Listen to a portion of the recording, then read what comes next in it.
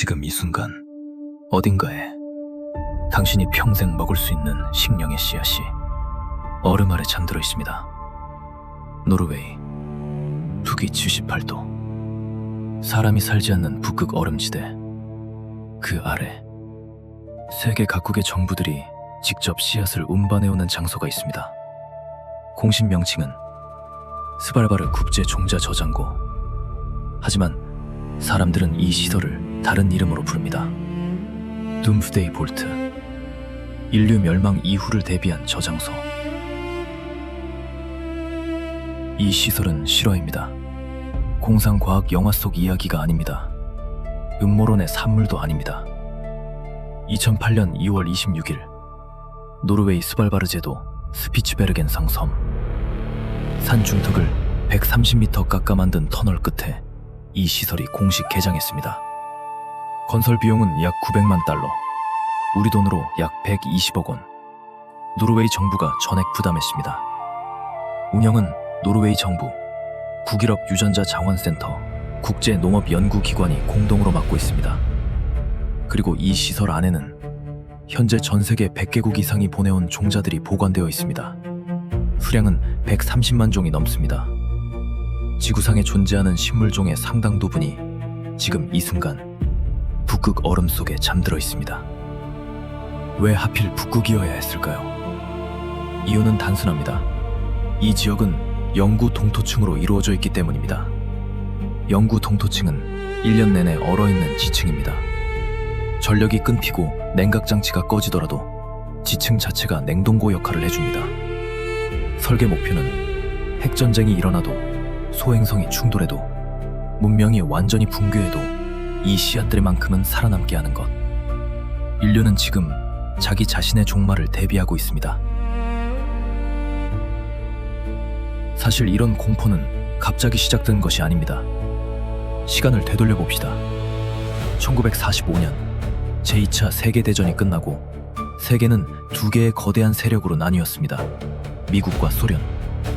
그리고 두 나라는 각자 인류 역사상 가장 파괴적인 무기를 손에 쥐고 있었습니다. 핵폭탄. 1950년대 미국의 학교에서는 이상한 훈련이 진행되기 시작합니다. 덕앤 커버.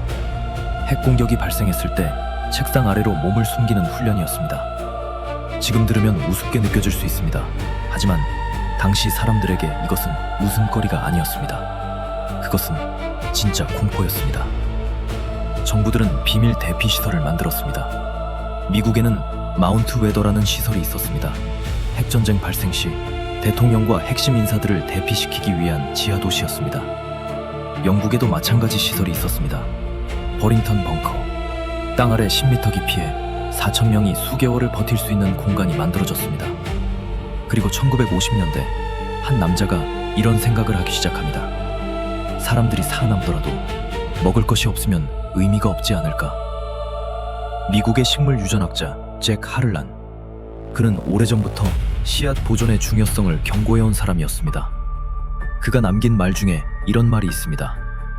우리가 먹는 모든 것의 기원은 단 몇 종류의 식물에서 시작되었다. 그리고 우리는 지금 그 원본을 잃어가고 있다. 그의 경고는 수십 년 후 현실로 이어집니다. 1970년대 세계는 식량 위기를 맞이합니다. 1970년 미국 남부지방에서 옥수수 역병이 창궐했습니다. 단 1년 만에 미국 옥수수 생산량의 15%가 사라졌습니다.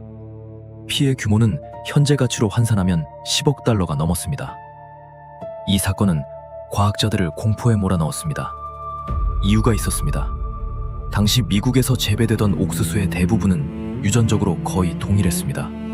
크나튼 품종, 같은 유전자, 즉 하나의 병원균이 전체를 쓸어버릴 수 있는 구조였습니다. 과학자들은 이것을 유전적 취약성이라고 불렀습니다. 그리고 해결책은 하나였습니다. 다양한 씨앗을 보존하는 것. 그 이후 세계 곳곳에 씨앗 은행들이 생겨나기 시작합니다. 필리핀의 국제쌀 연구소, 멕시코의 국제 옥수수 밀 연구소, 그리고 수십 개의 국가 종자은행들. 하지만 문제가 있었습니다. 씨앗 은행들은 생각보다 취약했습니다. 1996년 필리핀 국제쌀 연구소에 화재가 발생합니다. 수천 종의 쌀 씨앗 샘플이 불에 탔습니다. 2001년 아프가니스탄 내전, 카불에 있던 씨앗 은행이 약탈당했습니다. 보관되어 있던 씨앗들은 대부분 사라졌습니다. 그 주민은 수백 년 이상 보존되어 온 품종들도 포함되어 있었습니다. 2003년 이라크 전쟁, 아부 그레이브 인근의 국가 씨앗 은행이 약탈당합니다. 메소포타미아 문명부터 내려온 밀 품종들 수천 년의 역사가 하루아침에 사라졌습니다. 이때 과학자들은 결론을 내립니다. 씨앗을 한 곳에 두어서는 안 된다.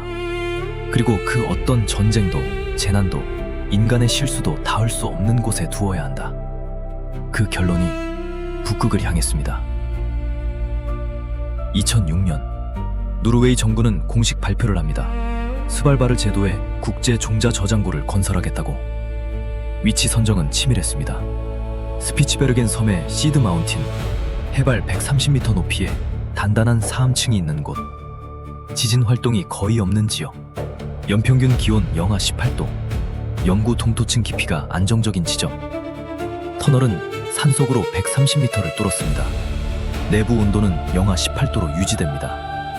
하지만 설령 냉각장치가 완전히 꺼지더라도 영구 동토층 덕분에 온도는 영하 3도에서 4도 이하를 유지합니다. 씨앗 보존에는 충분한 온도입니다. 용량은 씨앗 포장 기준으로 최대 450만 개. 이론적으로는 지구 모든 식물종의 씨앗을 담을 수 있는 크기입니다. 2008년 2월 26일 개장식이 열렸습니다. 노르웨이 수상, 세계 각국 농업부 장관들, 국제기관 대표들, 그리고 과학자들이 모였습니다. 첫날 109개국에서 보내온 씨앗들이 입고되었습니다. 그런데 이 장면을 본 일부 언론은 이상한 질문을 던지기 시작했습니다. 전 세계 정부가 이렇게 빠르게, 이렇게 조직적으로 움직인 것이 단순한 농업 프로젝트치고는 너무 진지하지 않느냐는 이야기였습니다. 그리고 9년 후 2017년 둠스데이 볼트에서 예상치 못한 일이 벌어집니다.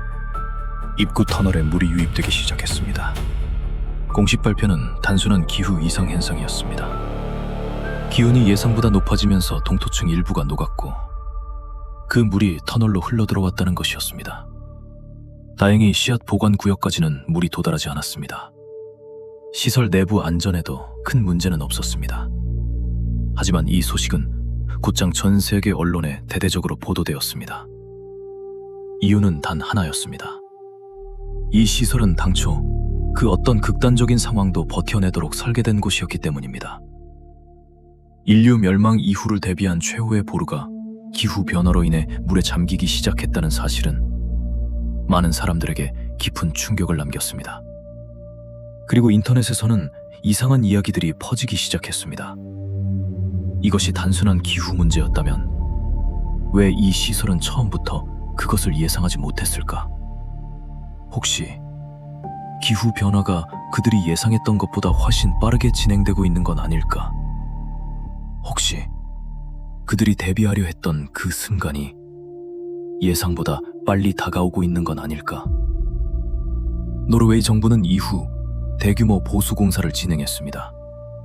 터널 방수 처리, 배수 시스템 강화, 감시 카메라 확충, 그리고 동시에 북극의 기온이 지구 평균보다 4배 빠르게 오르고 있다는 기후 연구 보고서가 발표되었습니다. 이제 씨앗 이야기에서 잠시 벗어나 보겠습니다. 2020년 세계 최대 코드 저장 플랫폼 깃허브, 그들도 북극을 향했습니다. 깃허브 아르틱 코드 볼트, 인류의 기술과 코드를 북극 얼음 속에 저장하는 프로젝트입니다. 2020년 2월 깃허브는 공개된 모든 저장소의 코드를 캡처했습니다. 21테라바이트, 즉 약 2100만 기가바이트에 달하는 데이터였습니다. 이 데이터는 특수 필름에 기록되었습니다. 일반 필름과 다릅니다. 비라크 필름, 1000년 이상 보존이 가능한 특수 소재입니다.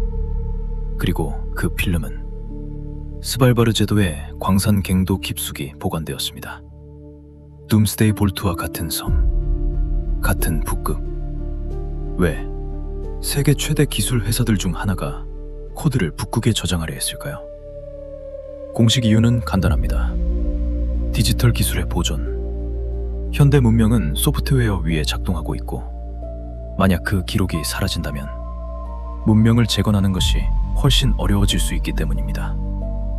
씨앗이 식량의 기원을 보존하는 것이라면 코드는 현대 기술의 기원을 보존하는 것입니다. 그리고 어떤 사람들은 이 두 가지 프로젝트를 함께 놓고 보기 시작했습니다. 씨앗, 기술, 둘 다 문명을 처음부터 다시 시작하는 데 필요한 것들입니다. 그 시기, 비슷한 프로젝트들이 조용히 시작되고 있었습니다. 롱나우 파운데이션의 만년시계 프로젝트, 인류 역사를 기록하는 장기 보존 도서관 프로젝트들, DNA로 인간의 역사를 저장하는 연구들. 서로 연결되지 않은 것처럼 보이는 이 프로젝트들은 하나의 공통점을 가지고 있었습니다. 모두 지금의 문명이 사라진 이후를 가정하고 있다는 것. 그리고 같은 시기, 세계의 초부유층들이 이상하게 움직이기 시작합니다. 뉴질랜드, 미국 서부 사막지대, 아이슬란드, 북유럽 외딴 지역, 그리고 개인 섬들. 세계 최고 부자들이 생존 시설을 짓기 시작한 겁니다. 실리콘밸리의 일부 억만장자들이 뉴질랜드의 거주권을 취득했다는 보도가 나왔습니다. 이유는 명확하게 밝혀지지 않았습니다. 하지만 부동산 업계는 이상한 현상을 목격했습니다. 세계 각지의 고액 자산가들이 외딴 지역의 대형 농장과 산악지대 부동산을 매입하기 시작한 것입니다. 그 시설들의 구조는 비슷했습니다. 독립 태양광 발전 시스템, 자체 정수 시설, 몇 년치 식량 저장고, 의료 장비, 통신 차단 시스템, 그리고 무장 보안. 2018년 미국의 한 컨설팅 회사가 보고서를 냈습니다. 세계 부유층 중 상당수가 사회 붕괴 시나리오를 진지하게 준비하고 있다는 내용. 이 보고서를 쓴 사람은 미디어 이론가 더글라스 러시코프입니다. 그는 어느 날 억만장자 그룹으로부터 강연 요청을 받았습니다. 그리고 강연장에서 그들이 던진 질문을 듣고 충격을 받았습니다. 어떤 재앙이 가장 먼저 올 것인가? 그리고 그 이후에 우리의 경비원들이 계속 우리에게 충성하게 하려면 어떻게 해야 하는가? 러시코프는 이 경험을 책으로 남겼습니다. 제목은 가장 부유한 자들의 생존. 세계에서 가장 부유한 사람들이 문명이 끝난 이후의 세계를 지금 이 순간에도 조용히 준비하고 있다는 내용이었습니다. 물론 이것은 개인의 주장입니다. 확인되지 않은 부분도 있습니다. 하지만 이상한 건 그 이야기가 나온 직후 세계 여러 곳에서 비슷한 이야기들이 쏟아져졌다는 겁니다. 지금까지 이야기한 것들을 한번 나열해 보겠습니다. 2006년 전 세계 정부들이 북극의 씨앗을 모으기 시작합니다. 2008년 둠스데이 볼트가 완공됩니다. 2010년대 세계 초부유층들의 생존시설 건설이 급증합니다. 2017년 둠스데이 볼트에 물이 들어옵니다. 기후변화가 예측보다 빠르게 진행되고 있다는 보고서들이 잇따릅니다. 2020년 기터브가 인류의 기술 코드를 북극에 저장합니다. 같은 해 전 세계 팬데믹이 시작됩니다. 2020년 이후 공급망 붕괴, 기후 이상, 전쟁, 대규모 정전, 경제 불안. 물론 이것들 모두가 우연일 수도 있습니다. 아니면 누군가는 이미 오래전부터 지금 우리가 겪고 있는 것들을 미리 알고 있었을지도 모릅니다. 역사를 보면 인류는 언제나 종말을 대비해왔습니다. 그리고 그 준비의 흔적은 언제나 조용히 먼저 움직였습니다.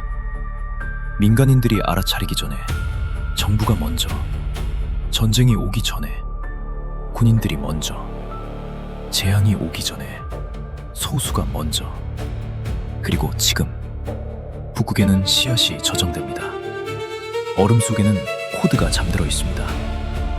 지하에는 생존 공간이 만들어지고 있습니다. 씨앗, 기술, 기록, 생존 공간. 인류는 아주 오래전부터 문명의 끝을 준비해 왔는지도 모릅니다. 그리고 더 이상한 것은 이 모든 것들이 공개된 정보라는 겁니다. 숨겨진 것이 아닙니다. 검색하면 나옵니다. 누구나 볼 수 있습니다. 그런데 우리는 왜 이것에 대해 이야기하지 않았을까요? 어쩌면 그것 자체가 가장 이상한 일인지도 모릅니다. 북극에 저장되는 것은 단지 씨앗만이 아닙니다. 다음 기록에서는 은행 이야기를 하려 합니다. 하지만 그 은행은 돈을 맡기는 곳이 아닙니다. 그들이 저장하는 것은 기록입니다. 인류가 걸어온 모든 기록, 그리고 그 기록을 바탕으로 그들은 계산합니다. 다음 재앙이 언제, 어디서, 어떤 형태로 올지, 그리고 그 은행 역시 실제로 존재합니다.